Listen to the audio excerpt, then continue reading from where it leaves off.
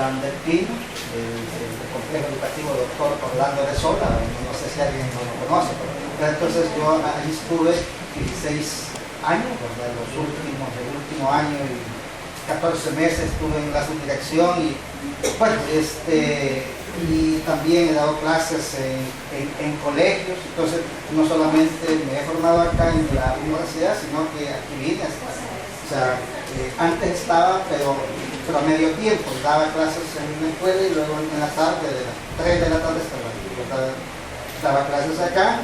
Y bueno, y nunca me imaginé si había una necesidad de que me viniera a tiempo completo, pero bueno, aquí estamos y un día, pues ya este mes, el día 30 de abril, voy a cumplir 5 años que dejé, ¿verdad? No del todo completo la escuela, porque siempre, bueno, tengo esa, por mi trabajo como profesor, de ser docente en la carrera de los profesorados, nos toca andar en las escuelas, andar supervisando los centros escolares.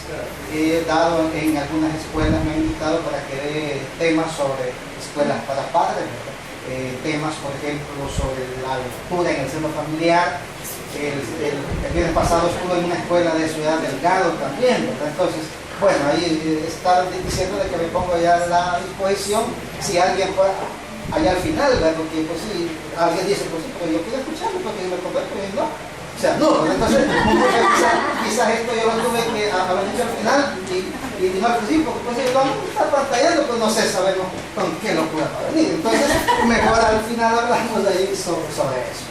Pues el tema que se me encomendó fue hablar algo sobre la estética de la recepción, ¿verdad? Yo les traigo un material para que lo compartamos y con base en eso vamos a hablar un poco sobre, yo al final se los voy a estar ahí dando este material, así de que todo lo que vaya a decir. Bueno, muy bien, cuando se habla de estética de la recepción, es un término prácticamente, bueno, yo voy a ser honesto, es un tema que yo lo comencé a escuchar como allá por el año 2005, 2006, en las pláticas que hemos tenido acá con Rafael, en las pláticas y en el programa ya, los actuales programas de lenguaje y literatura, que sí aparece ya el enfoque comunicativo y aparece también ahí el nombre de la estética o la teoría de la recepción, ¿verdad? Yo en mi época de estudiante para profesor, yo nunca escuché eso.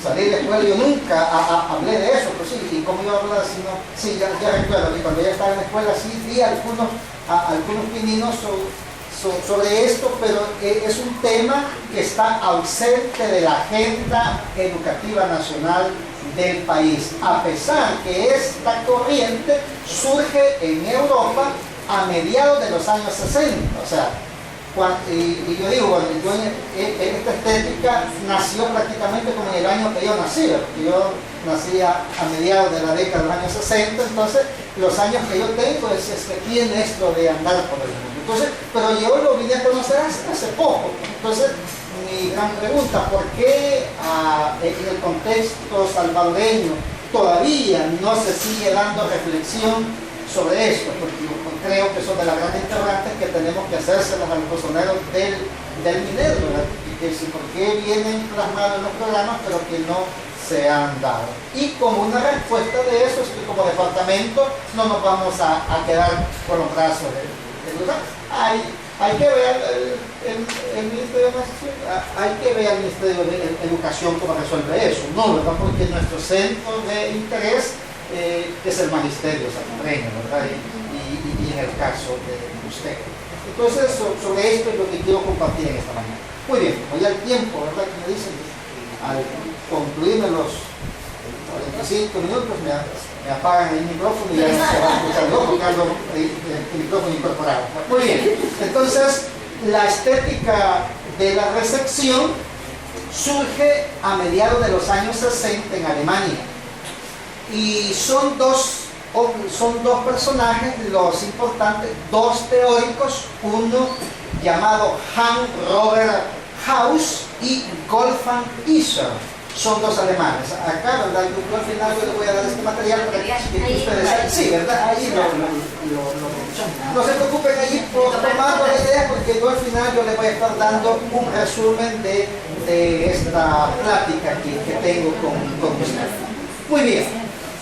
Pero también no solamente ellos son, ¿verdad? Sino que después surgieron otros teóricos más en el resto de países europeos.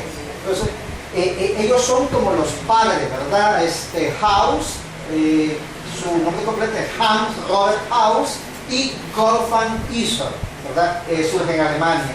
Posteriormente, estamos hablando ya por 1965, 64, 65. Luego esta corriente se expande a Francia, se expande a Inglaterra, Estados Unidos y España. España también ha sido muy difundido eso. Muy bien, la estética de la recepción no es un método, no es un método de análisis. No es un método, no es una disciplina. Entonces, y si no es método, si no es una disciplina, ¿qué es entonces?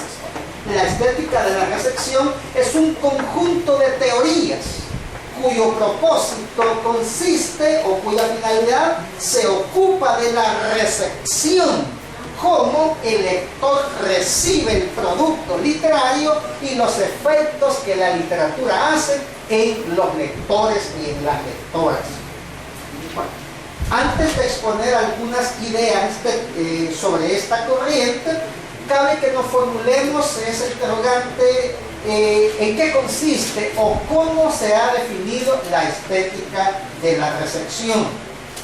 Hay un autor, es un inglés, que se llama Terry Ingleton, allí en su material bien. Terry Ingleton tiene un libro que se llama Una introducción a la teoría literaria, que fue publicado por el Fondo de Cultura Económica de México, ¿verdad? Es una traducción al español, y apareció en 1998, hace como 15 años, pero bueno. Y Ingleton sostiene lo siguiente y dice: la teoría de la recepción estudia el papel de los lectores en la literatura. Ojo, ya no es el papel del escritor en la literatura, sino que el papel de los lectores en la literatura. Cosa bastante novedosa, dice él. Bueno, a Ingleton el interés por el lector le resulta extraño. O sea, él escribe este libro en la década de los años 90, finales de los 80, porque esta es la segunda publicación. Entonces es un libro que lo escribe como principios de la década de los años 90. Ingleton dice algo extraño. Pero ¿por qué a Ingleton le parece extraño que haya una teoría que le dé el centro de preocupación sea el lector? Y él dice, es extraño porque a lo largo de la historia de la teoría literaria solo se habían conocido dos grandes momentos o dos grandes etapas. Una etapa que él llama una preocupación por el autor. O sea, hubo una etapa en la teoría literaria donde lo más importante era el creador literario, ¿verdad? El escritor, el poeta, y se confabulaban leyendas y se hablaba tanto que si era una inspiración divina, el poeta bohemio, el que llegaba a una taberna, se tomaba una cerveza y se sacaba esa libreta, bueno, y pues el enfoque psicoanalítico, todo concentrado en el autor, ¿verdad? ¿Cómo es que surge la obra en el autor? O sea, fue una concepción que preocupó bastante. Incluso cuando muere Rubén Darío, no sé si alguien habrá leído, dicen que en la vela hubo todo un escándalo porque se peleaban el cerebro de él. Dicen que lo primero que hicieron es sacar, porque iban a examinar cómo era el cerebro. O sea, la gente al principio dice, quizás había sido algo inusual. Y la gran sorpresa se dio que el cerebro tenía el mismo tamaño, tenía las mismas concepciones que un indio allá de Chontales. Entonces no es el tamaño fisiológico, ¿verdad? Entonces eso no es. Entonces, pero fíjense, la gente estaba preocupada en el autor y no en cuánto se habían beneficiado con la lectura de los poemas de él, como por ejemplo a Margarita de Baile, a Roosevelt, o Canción de Otoño y Primavera. Los lectores que les interesaba, no, que les interesaba el creador, ¿verdad? Entonces simplemente dice cosa bien extraña. Muy bien.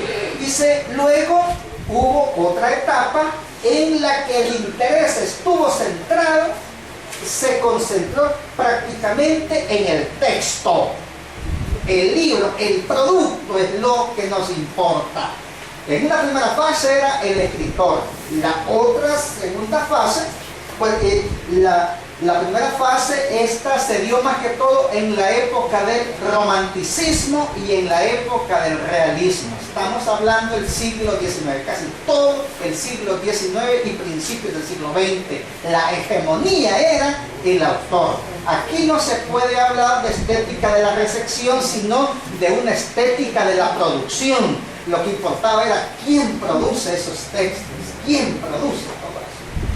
Conocer a un poeta, y cómo serán los poetas, y cómo serán esos, comen lo mismo, tienen las mismas necesidades, tienen sueños, van al baño, entonces no son pequeños dioses, ¿verdad? Entonces alguien dice, ¿sabes cómo era Neruda? Pues el chofer dice, un señor amante de la buena bebida y de la buena comida. Entonces, esas son de las épocas en las que estamos. Muy bien, es esa época romántica y el realismo. Luego surge un interés por el texto, excluyéndose los demás aspectos.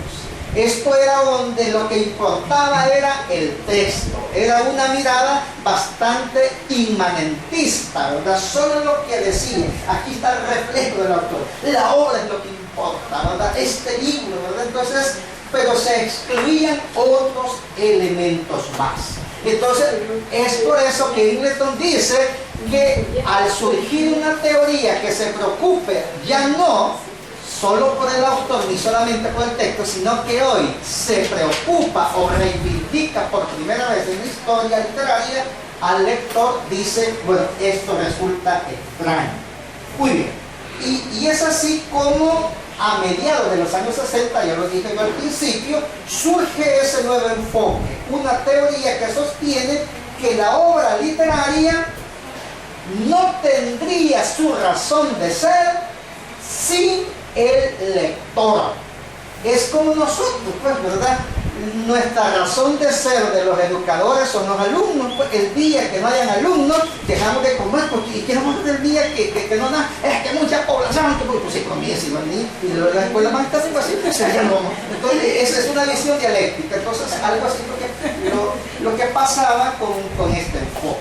Entonces dice que el producto literario, su razón de ser es el lector. El lector es quien le da vida y le otorga un nuevo sentido al texto literario. ¿Por qué el Quijote, después de aproximadamente más de 415 años de la primera publicación, de la primera parte, sigue existiendo? Porque hay lectores. ¿Por qué la Biblia aún sigue siendo el libro más antiguo y el libro más traducido? Porque hay lectores. Entonces, es que lo que dignifica un escritor son los lectores. Alfredo Espino sigue vivo porque la gente lo lee. Si no hubiera gente que lo leyera, miren, ya dentro de unos 20 años ya vas a ver pero donde quiera que se vaya. Me contaba aquí el señor decano, hace como 2 años él andaba promoviendo su libro de historia. Imagínense con lo que me dicen ahí, yo andaba promocionando mi libro, me dicen, mire, y manda unos videos aquí característicos. Imagínense, entonces uno tiene, porque hay lectores y es por eso que el señor totalmente haciendo otra cosa.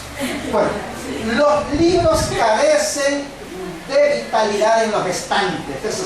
Los libros son muertos y están en un estante. Eso no tiene significado. Que acá no gran biblioteca, y están en los libros, están. No, yo no permito ni que los subrayen. Yo digo a mis alumnos, miren, si los libros ustedes subrayen, yo mis libros casi no los presto porque ellos no entienden. ¿Por qué? Porque ahí tacha una cosa, ahí tacha. Yo hago así anotaciones de página, pues es mi libro, yo lo puedo, lo que no me parece, yo hago esto, no me parece bien.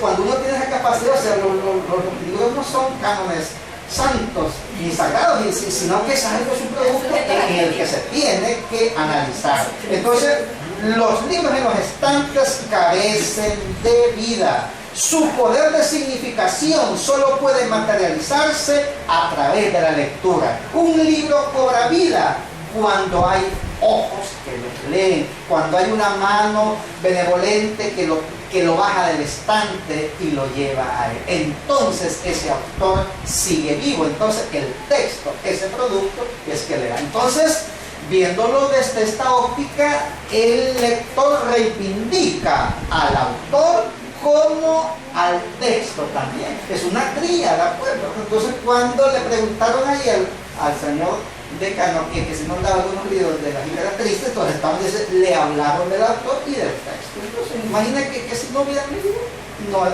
existiera eso. Entonces, uno siempre dice, bueno, esto de publicar un libro, pues hay que verlo. Los que hemos tenido ya la dicha de publicar un libro, pues yo tuve esa dicha hace 2 años y medio, ¿verdad? Y me encontré hace poco en la tarde, andaba un poco con cuestiones, pero me animó y me dijo, mire, que le quiero contar, que su libro nos está ayudando bastante en mi casa. Entonces yo, bueno, que sea, los libros para eso son, para que ayuden a las demás personas. Entonces, esa es se siente bien, porque hay lectores. Según la estética o la teoría de la recepción, que así se le llama, tanto estética o teoría es lo mismo. El proceso lector es una actividad dinámica.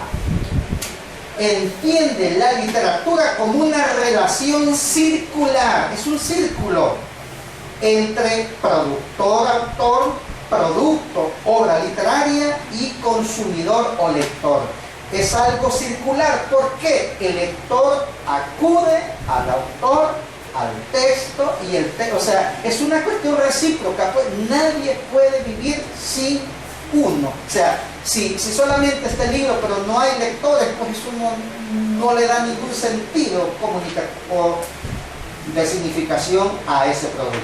Todos los elementos de la tríada son fundamentales, ¿verdad? Los elementos de la tríada son fundamentales. Yo no estoy diciendo con esto y que no se malinterprete, pues ya con esto de la estética de la recepción, el lector es el que vale más. ¿Quién lea? Dichoso no, ¿verdad? Sino que lo que hace este enfoque es que por primera vez en la historia se reivindica. Los otros 2 elementos tuvieron su tiempo, pero también tienen su momento en la actualidad. Solo que hoy el que estaba ausente es el lector, pero hoy sí aparece acá y sobre él, ¿verdad? O sea, esa tríada, autor, texto y lector, pues mantiene una relación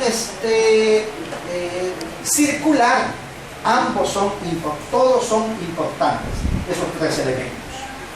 Toda obra literaria, según Roman Ingarden, es otro crítico, dice, no es más que un conjunto de esquemas o direcciones generales que cada lector debe actualizar.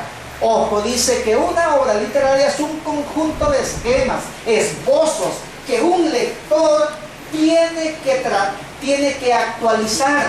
O sea, los alumnos dicen, y esos libros de allá, como un alumno, y en la escuela uno mide, nosotros en esto estudiamos solo cosas de muertos. ¿Y por qué? Pues sí, me dice la obra que nos ha dejado usted, Don Quijote de la Mancha, se dice, viejito, bien, porque se murió, solo muerto, está muriendo. Es que, pues, así, ¿verdad? No, sí, mire, como profesora de lengua y literatura hemos tenido alumnos que nos han dicho, ¿y eso para qué sirve? Sí. Una anécdota, a mí un alumno me dijo, sí, yo sé que se va a molestar, no, pero le conté sí. El alumno, ¿y eso de qué me va a servir? Dígame a mí. Bueno, le dije, eso te va a abrir más oportunidades. No, mire, yo para no cansarle tanto. Fíjese, yo tengo un tío que tiene un buen puesto en Pollo Indio, así que él me ha dicho que al nomás de salir me va a conseguir ahí un trabajo en el Pollo Indio, y yo, ¿de qué me va a servir la Idalia? Dicen, ellos así decían, ¿de qué me va a servir? Así, ellos hasta le habían cambiado el nombre, ¿no? O sea, ellos miran que la literatura no se llama, mira, se llama la Ilíada, pues sí, ¿cómo se llama? Porque ellos, ¿verdad? Pues no, mira, eso te abre más puertas en tu aspecto cultural, te hacen una entrevista y se te preguntarán, ¿dónde es ese libro? Entonces miren esto de así. Y otro alumno que quizás eso me resultó algo así bien, nada, Pero el que me hizo pensar ese alumno que me dijo, mire, nosotros viendo solo muertos estudiamos. O sea, muertos, ¿por qué? No, es cierto, el autor era un mortal, están muertos muchos, ¿verdad? Pero su obra es la que vive y es el legado. Y lo que tenemos que hacer nosotros, como dice, que dice que son esquemas que los lectores tenemos que actualizarlos y contextualizarlos. Es cierto que Don Quijote de la Mancha, la primera parte, la segunda parte ya va a cumplir los 400 años, en el 2016 los cumple, pero yo al Quijote, yo como lector, y eso es lo que tenemos que impregnarle a nuestros alumnos, es que lo que está en el texto no es todo lo que ya está dicho. Hay cosas que no están dichas en ese texto y que nosotros tenemos que prestarles nuestra palabra. Ese es el gran reto que hay que tener como profesores en lenguaje y literatura. Muy bien. Dice entonces Roman Ingarden que el lector es el que debe de actualizar el texto que se lee. Para hacerlo, el lector aportará a la lectura ciertos presaberes o precomprensiones, un incipiente contexto de creencias y expectativas, las cuales se evaluarán a medida en que se avance en la lectura. Eso de que los alumnos, todos los lectores no llegan en blanco, tienen presaberes, tienen preconcepciones, y cuando es una obra nueva que no conocen el contenido, ellos deben de plantearse, ¿y esto de qué hablará? ¿Esto de qué trata? Yo creo que quizás el desenlace es sobre este tema. Entonces, eso es lo que propicia, eso es lo que genera una obra literaria. Al ir leyendo,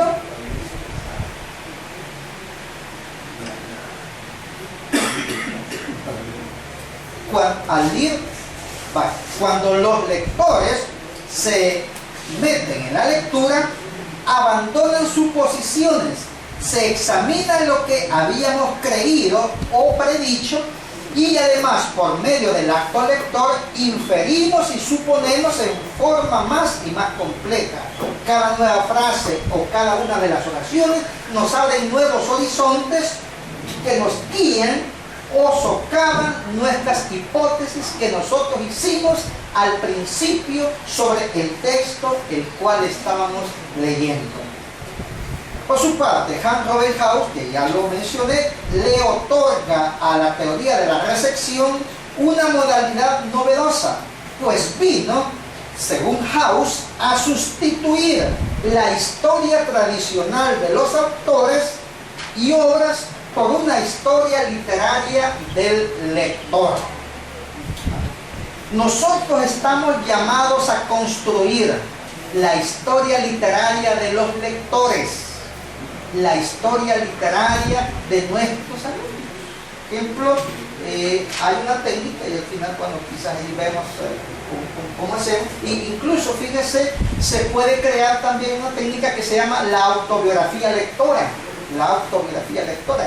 Ustedes dicen, bueno, ¿en qué consiste eso de la autobiografía lectora? La autobiografía lectora es, yo no voy a escribir ahí, yo nací en el municipio de Panchimal, no, sino que autobiografía. Recuerdo que el primer libro que leí fue, ¿verdad? Yo en mi caso, mi primer libro fue El Silabario de Adrián Font, ¿verdad? Y yo recuerdo los primeros cuentos que me leí fue el cuento de la desobediencia, así, ¿verdad? Otros alumnos pueden decir, no, mi primer libro que yo leí fue el Sembrador, ¿verdad? Que están ya de la generación de los 80. Y entonces, ¿cuál fue eso? Entonces, cuando Haus dice que es tiempo y la estética de la recepción, lo que viene a reivindicar es una teoría literaria, pero del lector. El enfoque de la estética de la recepción, el autor, la obra y el lector entran en una relación dialógica. Esto es bien importante lo que dice Haus. Dice que en la estética de la recepción, el autor, la obra y el lector entran en una relación dialógica.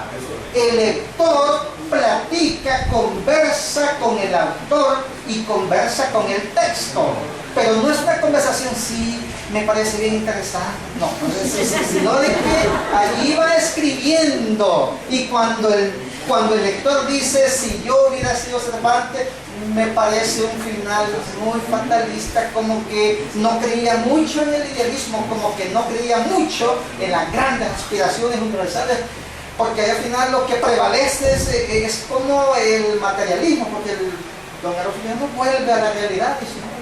Qué locura dice, ¿verdad? Entonces, como rescató, algún alumno que ya tenga, no, dice, ese final no me parece. Entonces, cuando él comienza, allí ya se habla de una relación dialógica, dinámica, en la que se determina, y el intercambio de ideas. Entonces, hay un intercambio de ideas, ¿de parte de quién? De parte de los lectores, porque ellos están ante el texto, pero el texto ya lo cuestionan, ya lo hacen, ya lo dicen, bueno, esto no me parece bien, y entonces creo que acá, como cualquier tipo de texto, pues, una alumna en esta semana estamos viendo los relatos de ciencia ficción, clases de cuentos, estamos ahí en narrativa, y una alumna me dice, pues sí, una pregunta, y para usted, me dice, ¿la Biblia tendrá casos ficcionales? Claro que sí, porque ficcional entendida en el sentido aquello que no,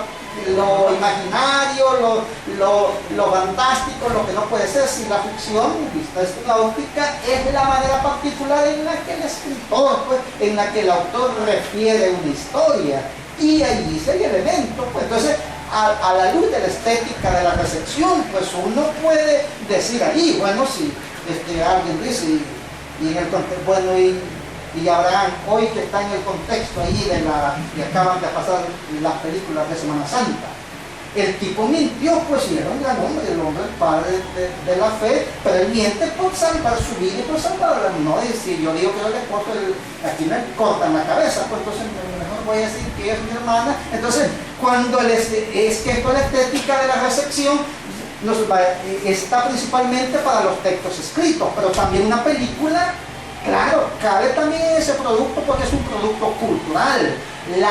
Las películas también se pueden enjuiciar, las películas también se pueden como ir cuestionando en el sentido, bueno, esto me parece que quizás correcto de acorde a mis valores o no. También House le otorga a la teoría de la recepción una modalidad que es algo nuevo, dice, porque centra su interés en los lectores. Muy bien. También hay otro estudioso, que es un inglés, que se llama Grunenbaum. Él habla de 3 clases de recepciones del tipo literario. Él habla de 3 clases de receptores o 3 clases de recepción. Vamos a ver allí, ¿verdad?, en cuál nos ubicamos nosotros, en cuál clase de recepción es la que fomentamos nosotros en el día a día con nuestros estudiantes. Y él dice, la primera clase de recepción es una recepción pasiva. ¿En qué consiste la recepción pasiva? La recepción pasiva incluye a la anónima y silenciosa mayoría de lectores que no son capaces de comunicar a la opinión pública su experiencia receptora de un texto. Cuando yo digo de que soy incapaz de comentar sus opiniones a la opinión pública, yo no digo de que va a llamar a los medios de comunicación, a la prensa, o vamos a mire, estas son mis impresiones sobre 100 años de soledad, y me parece que eso no, ¿verdad? No es eso, sino cuando dice aquí a la opinión pública es a nuestra comunidad, a nuestros compañeros, en la familia, o sea, aquella persona que se atreve pues a hablar algo de un libro que se ha leído. Entonces, son aquellos que solamente leen. ¿Y qué tal el libro? Bonito, bonito, ¿no? O sea, esa cuestión hay que ir quitándole a los alumnos. Las obras literarias no son bonitas, o sea, eso no, o sea, depende de lo que yo no, está bonita esa obra. Y el señor presidente, sí, me que está bien bonita, pero pues sí, y es bonita que a un hombre lo tengan colgado, ¿verdad? Y que digan que tiene que mentir y decir que es el general Canales quien ha matado al Pelele y no es el Musco. Entonces es bonito eso, ¿no? Eso suena bonito. Entonces ahí, pero no son solamente ley ahí, pero no hay mayor trascendencia. Leen solamente, pero no hay una respuesta. Eso estamos en el lector pasivo. La segunda recepción es una recepción reproductiva, ojo, reproductiva, y se manifiesta a través de la escritura de juicios críticos. Aquí sí ya viene un poco ya más activa, porque es el lector, ¿verdad?, que tiene un cuaderno. Qué interesante fuera que nuestros alumnos llevaran una libreta, una agenda con las bitácoras de lecturas leídas, ¿verdad? Este día me pareció esta hora. Si todos hiciéramos un librito de los libros que hemos leído y escribiéramos un comentario, creo que ya estaríamos, ¿verdad?, dando esos pasos en pro de una recepción más creativa. Entonces es un tipo de recepción productiva que está cuando se escriben ensayos, cuando se escriben comentarios, cuando se transmiten las experiencias receptivas de los lectores, qué me gustó, qué fue lo que no me gustó. Entonces ya hay un paso ahí. Y la última es la recepción productiva. Ojo, ¿verdad? No es lo mismo reproductiva que productiva. Reproductiva es, como dice, es como a reduplicar algo que ya está, ¿verdad? Pero ¿en qué consiste esta recepción productiva? Es cuando el lector, estimulado por una obra literaria en particular, estimulado, impactado, decide escribir un nuevo texto, impregnándole su propia visión de mundo. Es decir, le aporta ficcionalidad. Aquí sí ya viene interesante, porque no solamente es, ¿verdad?, un comentario. Por ejemplo, yo recuerdo que en los libros de texto de los años 90, finales de los 80, principios de los 90, había una técnica que muchos maestros la utilizaron, porque pocas veces lo utilizan. Actividad. Escríbanle una carta imaginaria a Miguel de Cervantes donde ustedes le cuentan de su experiencia. Entonces era algo así, ¿verdad? Pero esta etapa de recepción productiva es cuando, a partir de un texto que yo tengo, yo soy capaz, ¿verdad?, de escribir una obra con los mismos, quizás retomando el mismo tema, pero desde mi propia visión. Voy a compartir una experiencia que yo hago con mis alumnos que sale del profesorado. En narrativa, por ejemplo, el último punto de la guía de análisis está enfocado en la estética de la recepción. Y yo les pido ahí, en 2 páginas usted escribirá el final de la obra que usted ha leído desde su propia visión de mundo. Y yo he encontrado cosas interesantes. Por ejemplo, el Lazarillo de Tormes. El Lazarillo de Tormes en el canon establecido tiene su final de que se casa, ¿verdad? Y bueno, que reúnen una fortuna y que hacen y se casa y sale, ¿verdad?, de esa vida de exclusión social. Pero mis alumnos, ellos me han escrito mucho más, ¿verdad?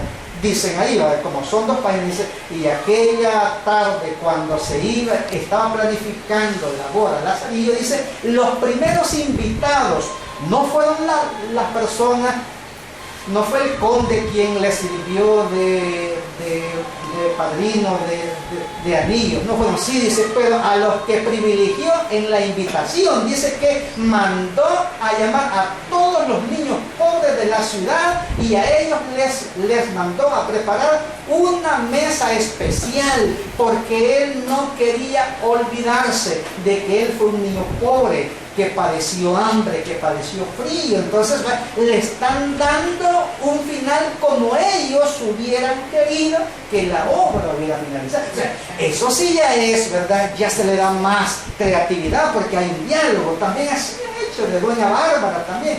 A la pobre Doña Bárbara, ¿verdad? Hay unos que la mandan hasta dónde, que no se loca, que la hacen un montón de cosas. No, otras que sí, que tiene que casar y que el castigo más tremendo fue pues ver de que dan una serie de finales. Yo hago esa pregunta: ¿es viable que los finales de los comentarios, de los análisis, propongamos ese tipo de actividades para ir rompiendo? Porque casi lo que hemos hecho, y yo me incluyo aquí voy a confesar mi mea culpa, que por muchos años yo hice eso y ahora digo, o sea, por ejemplo, un poema, ¿cuál es el mensaje del poema? Dios mío, no hay que andar pidiendo mensajes en los poemas. Los cuentos no tienen mensajes, las novelas no tienen mensajes, la literatura no es moralista, no tiene mensaje. Y entonces, ¿qué tiene?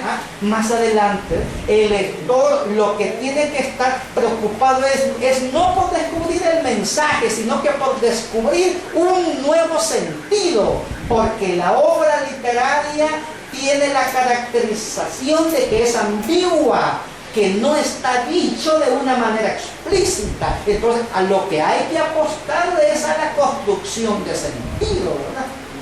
Entonces, al final vamos a hacer quizás las preguntas que ustedes tengan al respecto.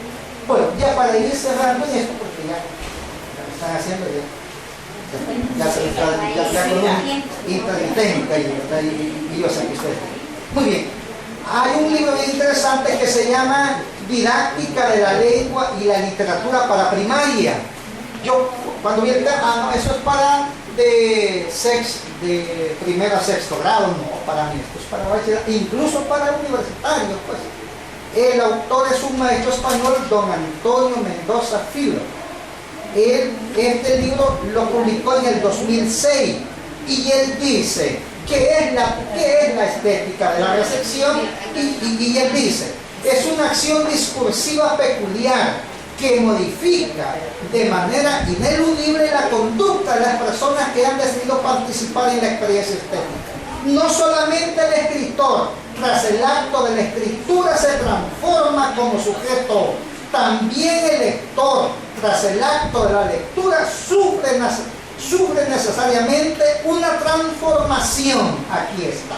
Lo que antes se nos dijo era de que el escritor sí dice, mire, cuando se escribe un poema, y es cierto, cuando se escribe algo hay un desahogo, pero también el que lee siente eso, entra en una catarsis. Pues hay obras donde dice, la vida de este personaje se parece a la mía, ¿verdad? Ahí hay cosas y hay obras, por ejemplo, muchos muchachos cuando me han leído la obra Corazón Ladino, por ejemplo, muchas citas se sienten identificadas y dice, porque yo me creé en un contexto machista, el texto le habla. Entonces, no solamente es la escritora la que sale, el lector sale transformado. Entonces, esa yo creo que es una de las grandes impactos de tipo espiritual estético que eso conlleva. ¿Cómo estamos con el tiempo? ¿Cómo estamos con el tiempo? Vale. Muy bien, ya para ir cerrando esto. Muy bien, ya para ir cerrando esto. ¿Qué significa la construcción de sentido? Para ir ya hablando un poco, bueno, ¿y eso qué es la construcción de sentido? Porque una de las finalidades de la estética de la reflexión es que se construya sentido. Veamos lo que dice. La complejidad de una obra literaria reside en lo no dicho. Hay obras literarias que no dicen lo que aparentemente nosotros quisiéramos encontrar, o que nosotros como lectores quisiéramos que se nos dijera. Fíjese que existe lo no dicho, los aspectos no dichos que el lector necesariamente son los que necesariamente debe construir un sentido para inferir lo que el autor posiblemente quiere comunicar. constituyen los espacios de indeterminación. Una obra literaria tiene espacios de indeterminación. ¿Qué son espacios de indeterminación? Son espacios que no están claros, son cosas que dice, bueno, y en este poema, ¿qué es, verdad? Cuando yo hago una prueba con mis alumnos, bueno, acá, veamos a qué le está diciendo el poeta. Por ejemplo, a mí me gustan unos versos de Amado Nervo y dice: cabecita esquiva, cabecita loca, eres roca viva, pero en esa roca plantaré un rosal. Si la tierra es poca, mucha mi constancia, mi perseverancia logrará el final. Lo primero ahí, o sea, ¿qué es? ¿Qué construcción de sentido? ¿A qué realidad consideran ustedes que el escritor está recreando? ¿De qué nos está hablando? Y ahí puede surgir una serie de posibilidades. ¿Por qué, verdad? Porque un texto no solamente tiene un solo significado recto, sino que el texto literario tiene una cualidad que tiene una plurisignificación semántica. Entonces, cuando dice acá, y con esto cierro, la construcción de sentido, para llenar esos espacios inacabados debe concurrir la imaginación, la emoción y el sentido crítico del receptor para ayudar al texto más allá de sí mismo. Por tal razón, la construcción de sentido por parte del lector es una tarea de audacia intelectual y de mucha creatividad. En dicho esfuerzo, el lector crea su propia interpretación personal acerca de la realidad del mundo que ve y vislumbra un mundo nuevo por medio del texto.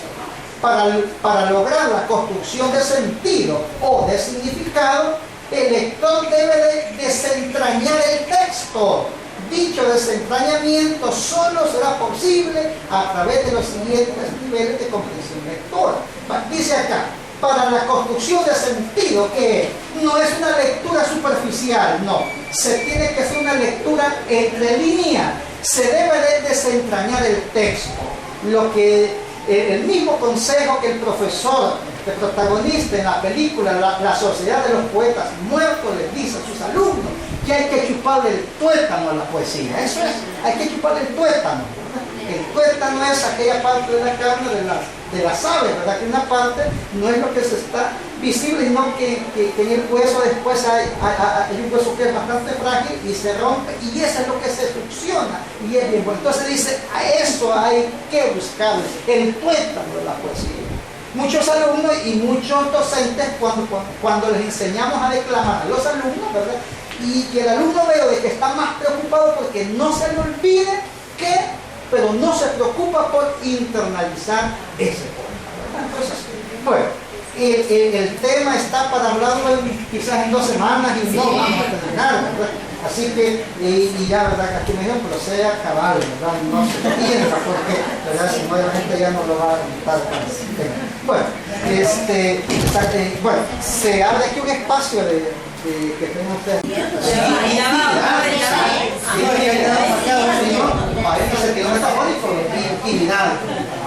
Entonces, tiene que también producir, ¿verdad? Esa es la clave. Sí, sí. Está el punto que tenemos otros maestros que cuesta llegar a eso. Entonces, muy bien. ¿cómo hacerle arrancar para que no piense que es una nota? Muy bien. Usted ha mencionado algo importante por motivo de tiempo, no se lo digo, pero aquí sí va. La estética de la recepción llama que aparte de ser un lector activo crítico, también sea un lector que se convierta en escritor. Porque acá, por motivos de tiempo, ¿verdad? No hablo de que el lector se convierte en un coautor de la obra que está leyendo. Esas son categorías. Bueno, allí está está completa la ponencia, son 5 páginas, ¿verdad? Entonces, para que ustedes puedan. Pero bueno, eso, ¿cómo es? Miren, aquí viene un claro ejemplo. Viene la cuestión de la modelización. O sea, ya he dicho que dice, el maestro tendría que ser el primer ejemplo de lector creador, ¿verdad? Un lector creador, ¿verdad? Que él dé la pauta y diga, si yo no voy a llegar, miren, jóvenes, ustedes van a comprar un cuadernito y usted por cada libro que vamos a ir leyendo. Pues sí, porque yo lo que tengo que hacer, mire, yo por mucho tiempo, pero yo estoy haciendo algo este año, fíjese, todos los libros que voy leyendo, incluso artículos de periódico. Sí, es que, entonces, de los que me han impactado, miren, yo tengo esta fecha, entonces yo les voy a pedir a ustedes para que ya entremos en una nueva cultura lectora, ¿verdad? Que nosotros vayamos registrando estas cosas. Y lo que se registra acá, eso no se olvida. Yo como era un poco bastante memoriado en mi época de que estaba estudiando yo después de leerme una obra, lo que hacía es escribir pues, de qué trata esa obra, porque lo que queda escrito, eso ya no se olvida, porque nuestra memoria humana es muy traicionera. Entonces, por ahí. Y también otra, para que él no sienta como una nota, ¿verdad? Entonces, quizás se pueden presentar así, que lo hagan verbalmente. Y aquellas palabras interesantes, por ejemplo, que es un alumno dice, yo cuando leí la obra, la Odisea, yo me parecía que estaba en un viaje fantástico por la antigüedad. Entonces yo digo, viaje fantástico de la antigüedad. Y luego cuando cada uno de los alumnos miren, fíjese, yo veo que ustedes tienen beta de escritor, si ustedes miren qué cosas más interesante dijo Xiomara, dice que es un viaje al pasado, mientras que Roberto dice que se sintió un dios del Olimpo y él, ¿verdad? Hasta tenía la tentación de inclinarse, ¿verdad? Y de sacarle el otro ojo de un solo al ciclo. Cuando yo escribí eso, y viene ahí, ¿verdad? El joven. Y ustedes, ¿por qué no escriben más ampliado lo que ustedes me han verbalizado esta mañana? Entonces, ¿qué se puede criticar? Y tanto así, yo cuando estaba en la escuela, yo era bastante, tuve esa iniciativa, yo fundé un boletín, como nosotros no nos vemos y nos puede decir, yo lo puedo traer el próximo viernes, yo lo puedo dar. Hace 10 años yo creé un boletín y les dije a los alumnos, los buenos comentarios, lo que escriban ustedes, se les va a publicar en este boletín. El boletín se le llamaba Generación 2003, porque fue en el año 2003, perdón, hace 10 años. Hace 10 años sacamos durante ese año 6 ejemplares. Fíjense. Bendito sea Dios que el subdirector me apoyó bastante, me decía, yo le regalo una resma de papel de colores. Aquí yo la fotocopiaba. Yo en esa época yo no podía usar mucho la computadora porque yo lo voy a reconocer. Yo lo que hacía es yo cortaba. Me da pena decirlo, hoy ya no hago eso, porque hoy sí ya sé insertar imagen, pero antes no, yo así recortaba. Yo mandaba a los alumnos que me escribieran reportajes, y todo eso ahí, o sea, eso fue una ¿cuántos habrán? Pues más de algún alumno no se quedó en la etapa, sino que ha seguido produciendo. Los alumnos, miren, no hay cosa más interesante que lo que uno escribe, lo vea uno impreso, ¿verdad? Y que lo lean otras personas. Y luego ese boletín lo vendíamos, 10 centavos, ¿verdad? Y no una ganancia para uno ir a comer la pizza. No es que para tener un pequeño fondito para sacar las otras ediciones. Esa es una forma, ¿verdad? Que el alumno se siente que las letras que él produce las ve publicadas y que hay gente que lo lee. Yo les doy esa noción. Y en la escuela donde yo estaba no era una escuela, es igual una escuela igual con las mismas necesidades que las que tienen. Es que hace mucho tiempo, pues sí. ¿Y cómo hacía? Hacía las del búho, pues a veces me acostaba a las 1, 3, solo que eran 10 años menos. Estaba más joven. Hoy quizás, ¿verdad? Ya lo pensé. Pero bueno, ¿verdad? Esa es una forma. Muy bien. Otra instrucción. A mí me llama la atención aquí lo que dice el pacto enunciativo. Pacto enunciativo. Muy bien. Porque he estado hablando aquí en las clases anteriores del pacto. Pero está en la página 4. Página 4 está. Muy bien, pacto enunciativo. Muy bien. Bueno, como me apagaron el micrófono, bueno, por eso no se vieron. No, no estamos. Ok, estamos en el pacto enunciativo. Muy bien, el pacto enunciativo. Fíjese, ya lo tienen todos. Hay quizás solamente rescatar algo ahí, el cual será de naturaleza lúdica. Dice, una vez que se pone en contacto el lector con el juego literario, el juego literario es toda esa amalgama de recursos con que se expresa una historia, se sumerge con interés y entrega en el fascinante mar de la lectura artística, y como resultado de dicho sumergimiento se obtiene una especie de contrato entre el sujeto lector con el texto, produciéndose un pacto enunciativo, el cual es de naturaleza lúdica y estética. No tiene que ser una imposición, sino que el alumno goce, disfrute lo que está haciendo. Yo estoy gozando, estoy escribiendo un pequeño cuento porque me lo van a publicar en el boletín de la escuela que se llama, ¿cómo se llama? La Voz del Norte, ¿verdad? Como unos vienen de Aguilar, se me ocurre a mí, ¿verdad? Se me ocurre, ¿verdad? Entonces, algo así. Entonces, es algo estético, lúdico. Y ser uno de los teóricos de la estética de la recepción, Sisson, expone las siguientes ideas sobre el denominado pacto enunciativo. Dice, en dicho pacto, el sujeto, mediante el contacto con el texto, emite sus valoraciones e interpretaciones personales ante la realidad impregnada de ficcionalidad que el autor le va presentando en su obra. Pero sin la noción de ficcionalidad por parte del lector no puede darse el pacto enunciativo. Para tener pacto enunciativo hay un requisito indispensable: ficcionalidad, imaginación y creatividad. Entonces, lo que tenemos que despertar con nuestros muchachos es la creatividad, la imaginación y darles ciertas cucharaditas cada día de ficcionalidad, ¿verdad?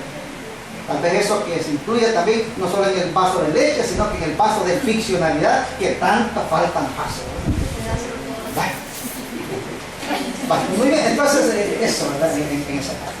No sé. Vale, ok. Bien. Cada uno de nosotros cuando lee una obra utilizamos diversos métodos. ¿Qué aspectos cree usted que no deberían de faltar cuando nosotros hacemos los controles de lectura? Vale, muy bien, vaya, ¿qué aspecto? Es que depende, vaya, como yo supongo que desde hoy ya ustedes están viendo ya su labor docente desde una óptica de renovación curricular, porque este taller así es que se llama, además.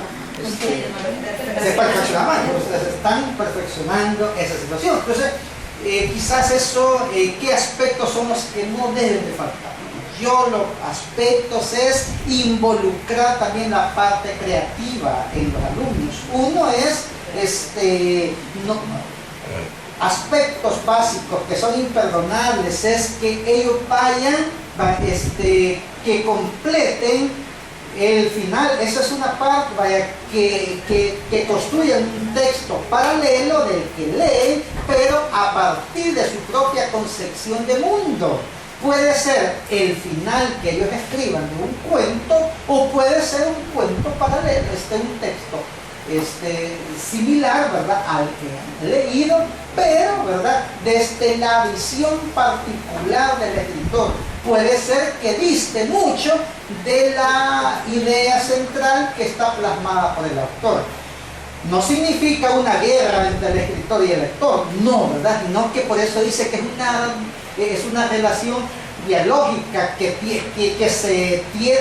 sufre tensiones, ¿verdad? Pero esa tensión es beneficiosa porque está en juego la creatividad. Entonces, esos aspectos ahí, ¿verdad? Yo lo que hago es así, honestamente, yo he preparado mis propios análisis.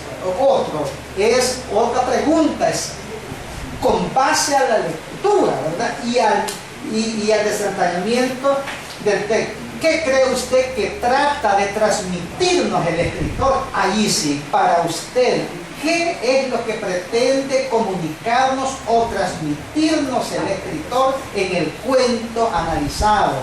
¿O qué trata de comunicarnos, qué trata de transmitirnos Baker en la rima número 15. Eso es distinto a como yo hacía antes. ¿Cuál es el mensaje y yo he pedido disculpas a los alumnos, ¿verdad? Que con mucha lástima que algunos se me fueron ya con esa idea, pero quizás están los otros, ¿verdad? Pero, o sea, yo eso, al menos eso ya es mensaje. Disculpe, y cabe ahí involucrar o incluir la parte de encuentra relación con lo que trata de explicar a su realidad o a nuestra realidad. Claro, ¿verdad? Esa parte vivencial, por ejemplo, ¿qué aspectos detectados en el cuento pertenecen a su realidad familiar, social o personal? ¿Verdad? Por ejemplo, han tenido por ejemplo, un X obra, de las obras que están leyendo ustedes, un título ahí de las obras, La Última Guinda,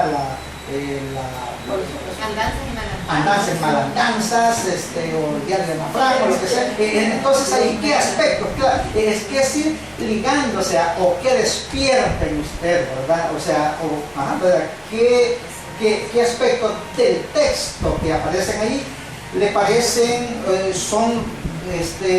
se asemejan a la realidad que le circunda a usted? Entonces, esa es una forma de ir ya dialogando, ¿verdad? Otra cuestión es desde su punto de vista, ¿verdad?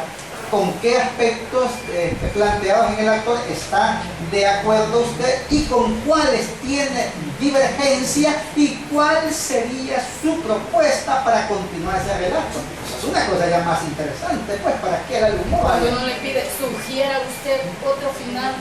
¿Verdad? Eso, ¿verdad? O sugiera, quizás, no solamente eso, sino que escriba, ¿verdad? Un final diferente al establecido, ¿verdad? A partir de su construcción de sentido, pues, o a partir de su propia significación que tiene sobre esa realidad que se ha tratado en la historia que se ha leído, ¿verdad? O sea, son las formas de que se pueden ir haciendo, ¿verdad? Entonces, no se tiene que romper, pues ya no pidamos el argumento, ya no pidámosle detección de la figura, claro, eso sí, pero lo que hay que hacer es ir dinamizando este proceso para que en nuestros análisis los alumnos lo sientan que hay una buena dosis de participación en el mismo.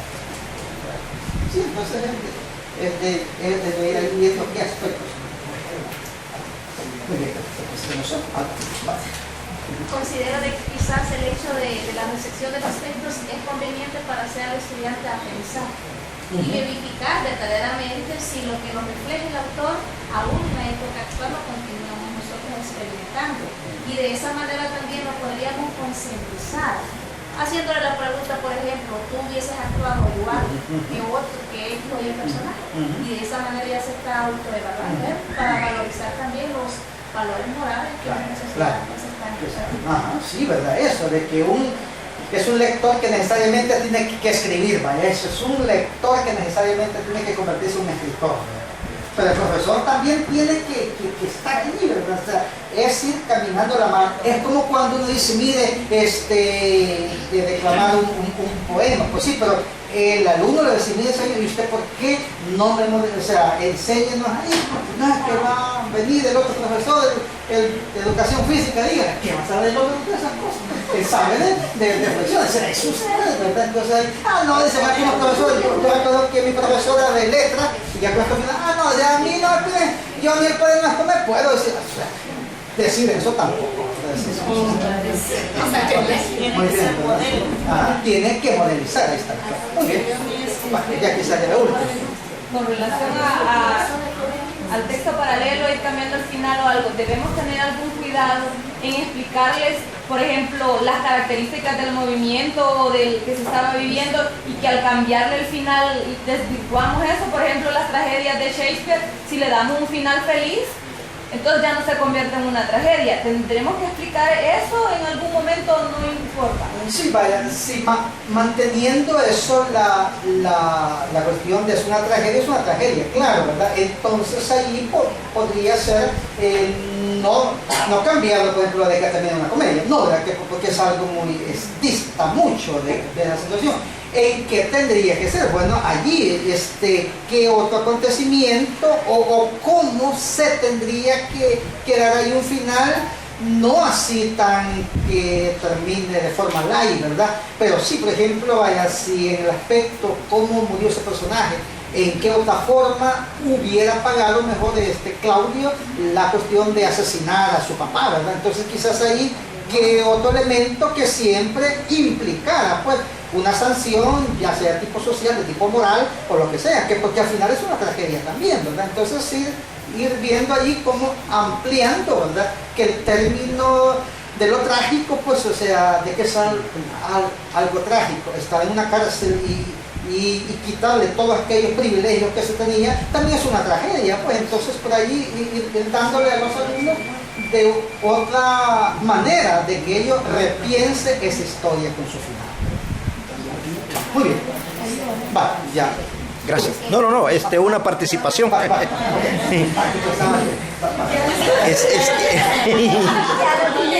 Ya me está cortando, digo, no. Lo que nosotros quisiéramos que se tomara en cuenta es que echar mano de la estética de la recepción, así como hemos echado mano de la matemática para facilitar el aprendizaje de las figuras literarias, echar mano de la estética de la recepción es refundar el valor existencial de la literatura. Entender que la literatura, y los niños lo tienen que sentir así, nuestros jóvenes, nuestros adolescentes, que la literatura se convierte en el pan de cada día, que no solo es el fútbol, que no solo es la tecnología. Porque muchos niños van a tener acceso a la tecnología, pero terminan suicidándose porque no soportan la existencia que llevan. Muchos niños se entusiasman y se apasionan con el fútbol, pero terminan frustrados cuando ven que no pueden ser igual que Messi, igual que Cristiano Ronaldo. La literatura nos abre posibilidades de una vida satisfactoria a todos. Y eso es a lo que abona la estética de la recepción. Para esto, 2 discursos fundacionales de 2 grandes escritores latinoamericanos. Yo creo que habría que tomar como las puntas en el acto de leer y en el acto de escribir a 2 grandes escritores. En cuanto a escribir, en cuanto a leer, Jorge Luis Borges. Porque Jorge Luis Borges, yo lo cité el día de mi participación, afirma que otros se jacten de las páginas que han escrito.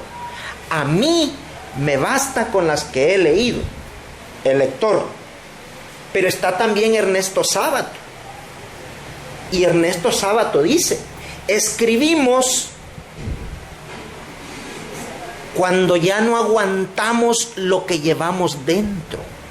Escribimos cuando ya no soportamos más.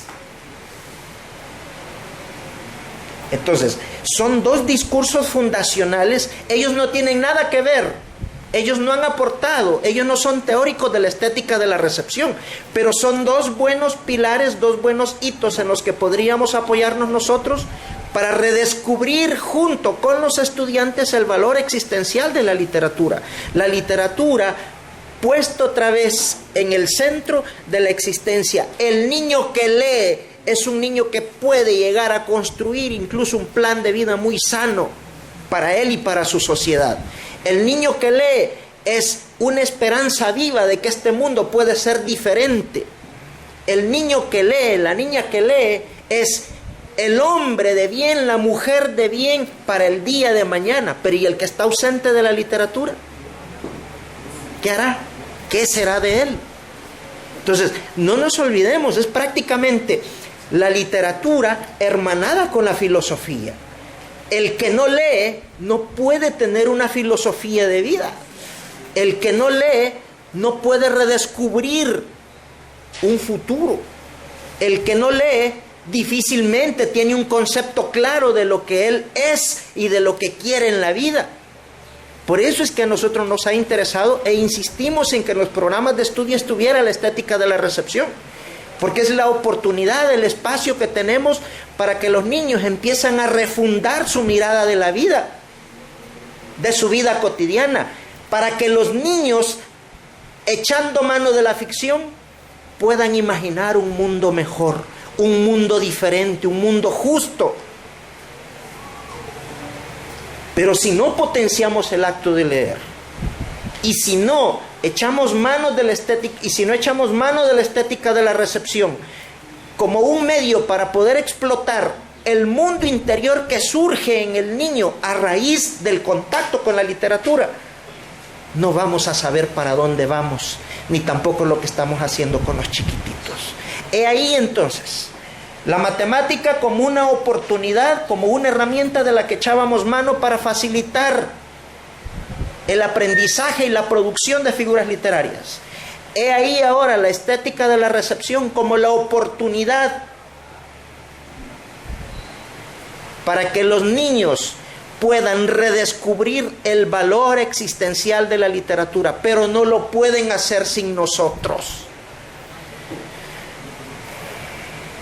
Ahora, que un niño le cambie, por ejemplo, que un joven, que un adolescente le quiera cambiar el final a Shakespeare, a la obra de Shakespeare, a Romeo y Julieta, por ejemplo, está bien, es parte de la misma formación de él como lector, porque debe conocer sobre géneros literarios y debe estar consciente de que si es tragedia, puede inventar otro final, pero que esté siempre dentro del canon de la tragedia.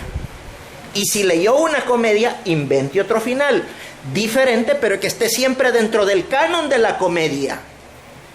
Igual que se ha hablado aquí de la ficción. Es ficción, sí, pero no olvide que no es la realidad. Se parece a ella, pero no es. Que es una verdad, sí, pero una verdad literaria. Por lo tanto, la obra y la historia es verosímil, no veraz.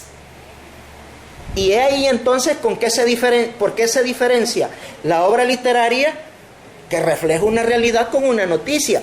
La noticia aspira a ser veraz.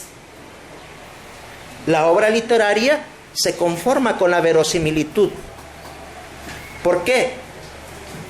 Verosimilitud de veritas veritatis, verdad, y símil, parecido a. La verosimilitud.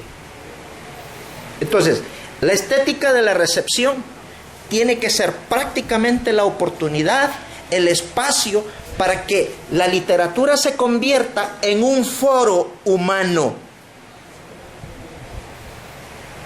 Que antes importaba el autor, que después importó el texto, hoy interesa el niño y lo que puede surgir dentro de él.